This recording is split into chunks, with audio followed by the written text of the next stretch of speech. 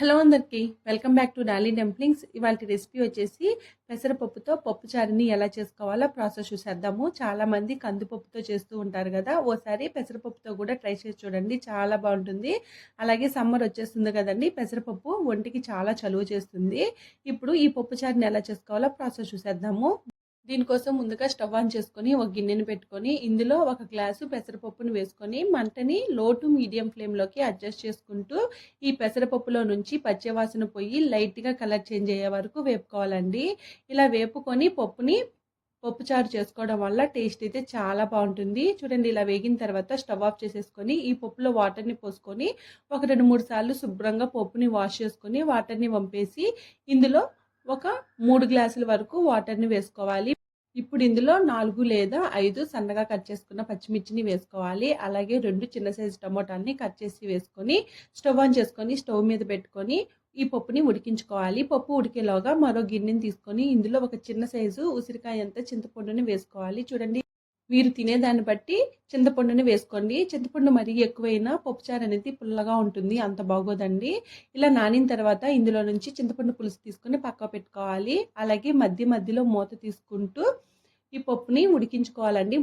పప్పు మీద మూత పెట్టి ఉడికించుకోవడం వల్ల పప్పు త్వరగా ఉడికిపోతుంది. అలాగే ఈ పప్పుని మీరు కుక్కర్లో పెట్టి ఉడికించుకుంటే మాత్రం పప్పు అనేది బగడొచ్చేస్తుంది, పెసరపప్పు జిగురుగా అయిపోతుందండి. కాబట్టి మీరు కుక్కర్లో మాత్రం అస్సలు ఉడికించుకోవద్దు. ఇలా నేను వీడియోలో చూపించే విధంగానే ఉడికించుకోవాలి. అలాగే పప్పు కూడా చాలా త్వరగానే ఉడికిపోతుందండి.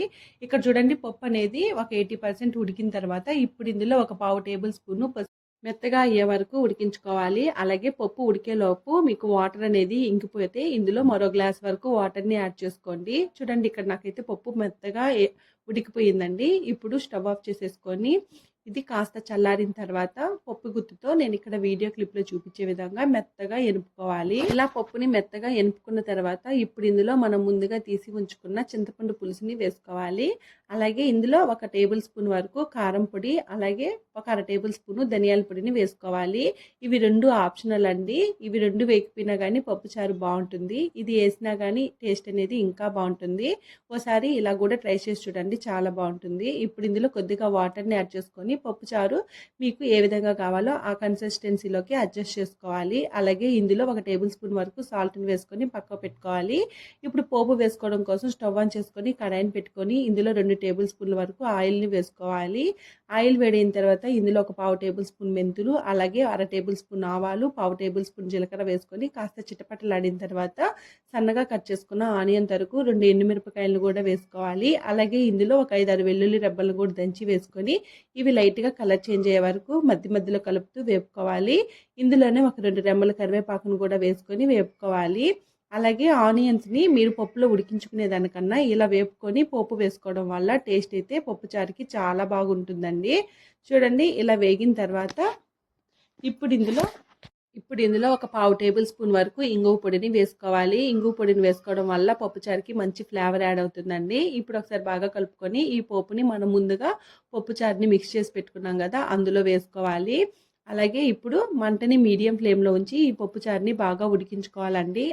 ఇప్పుడు ఇందులో సన్నగా కట్ చేసుకున్న కొత్తిమీరను కూడా వేసుకొని ఈ పప్పుని ఒక 2-3 నిమిషాల పాటు బాగా ఉడికించుకోవాలి. అలాగే సాల్ట్ సరిపోయిందో లేదో చెక్ చేసుకొని సాల్ట్ని కూడా అడ్జస్ట్ చేసుకోవాలి. అంతేనండి, ఇంకా స్టవ్ ఆఫ్ చేసి పప్పుచారుని సర్వింగ్ బౌల్లోకి తీసేసుకోవడమేనండి. ఇది వేడి రైస్లో ఆమ్లెట్ కాంబినేషన్లో తీసుకుంటే టేస్ట్ అయితే అద్దిరిపోతుంది.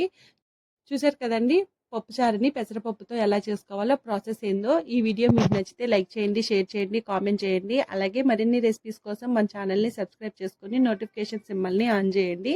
Thank you for watching.